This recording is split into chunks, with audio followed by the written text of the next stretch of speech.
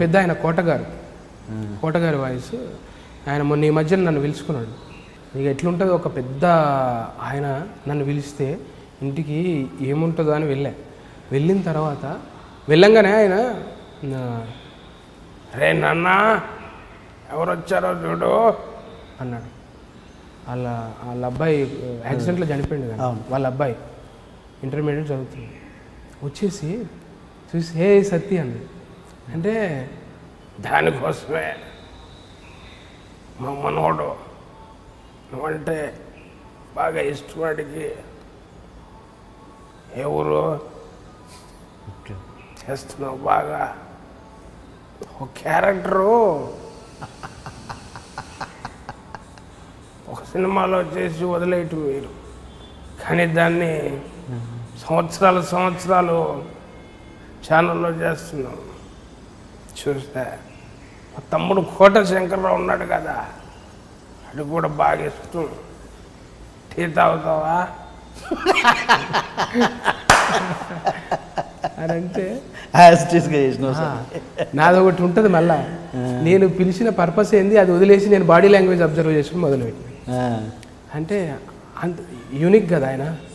ఒకప్పుడు ఒకలాగా ఏమన్నంటే అమ్మో అవును మరి నాకే నీకేమి లేదు అయ్యో అని అన్నది వేరు. ఇప్పుడు ఆయన కూల్గా కూర్చొని ఎవరయ్యా ఆడెవడో వచ్చాడు మాకు పనిలే అంతేలే అని ఇది వేరు కదా. అవును అనేసరికి ఆయన కూర్చోబెట్టి ఒక 2 hours మాట్లాడాడు పెద్ద ఆయన. మాట్లాడుతుంటే నాకు అనిపించింది ఆయన ఇస్తున్న రివ్యూ నేను ఒక్కొక్కసారి మనం ఎట్లయినా అరే మనం ఉంటున్నామా, ఇండస్ట్రీలో మనకు ఫాలోయింగ్ ఉందా, సేమ్ రేంజ్లో మనం ఉన్నామా, లేక ఏమన్నా తగ్గిందా క్రేజ్ అనుకున్నప్పుడల్లా ఇట్లాంటి పెద్దోళ్ళు కానీ ఎక్కడన్నా ఆడియన్స్ ఎవరన్నా కానీ ఆ ఇచ్చే బూస్ట్ నాకు ఆ రోజు ఎంత బాగా వెళ్ళిన తెలుసు. అక్కడి నుంచి ఇంటికి ఇది చాలు. ఇట్లాంటి ఒక పెద్ద ఆయన నన్ను పిలిచి అంటే వాయిస్ అంటే చెప్తున్నా కోటగారి వాయిస్ ఒకటి. తర్వాత ఇంకా డివోషనల్గా వచ్చేసరికి చాగంటి కోటేశ్వరరావు గారు. ఆయన మన గురించి మాట్లాడండి అనుకోండి, మీ గురించి నా గురించి మాట్లాడండి. కోటేశ్వరరావు గారు ఆ డివోషనల్గా ఎక్కడైతే నిష్కల్మషంగా ఏమీ లేకుండా మాట్లాడేటటువంటి వారు ఎవరైతే ఉంటారో అదే టి నర్సిరెడ్డి గారు. ఆయన పూర్తి విషయం చాలామందికి తెలియదు. ఆయన పూర్తి పేరు బిత్తిరి సత్తి రవికుమార్. ఎలాగైతే ఉన్నాడో టిఎన్ఆర్ అంటే టి నర్సిరెడ్డి అన్న విషయం చాలామందికి తెలియదు. ఆయన ఒకటే అంటాడు, స్ట్రిక్ట్గా ఉన్న ఒక ఆఫీసర్ ఎలా ఉంటాడో ఇంటర్వ్యూల్లో ఆయన కూడా అలాగే ఉంటాడన్న దానికి ఒక గొప్ప నిదర్శనం. అంటే ఉదాహరణ ఆ వాయిస్ నాకు దగ్గరగా ఉండే వాయిస్.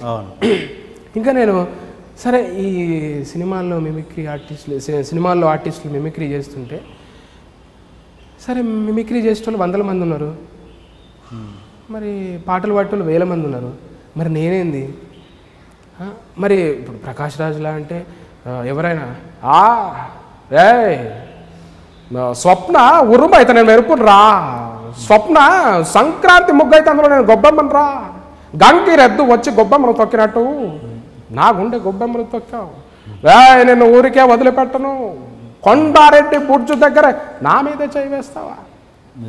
ఇది యాజ్ ఇట్ ఈస్ సినిమాలో డైలాగు చాలామంది మిమిక్రీ ఆర్టిస్టులు చేస్తున్నారు.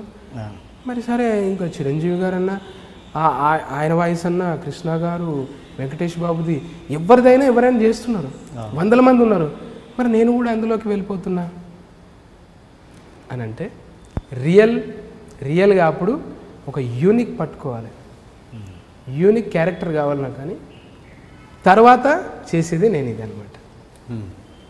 బిత్తిరి సత్తి.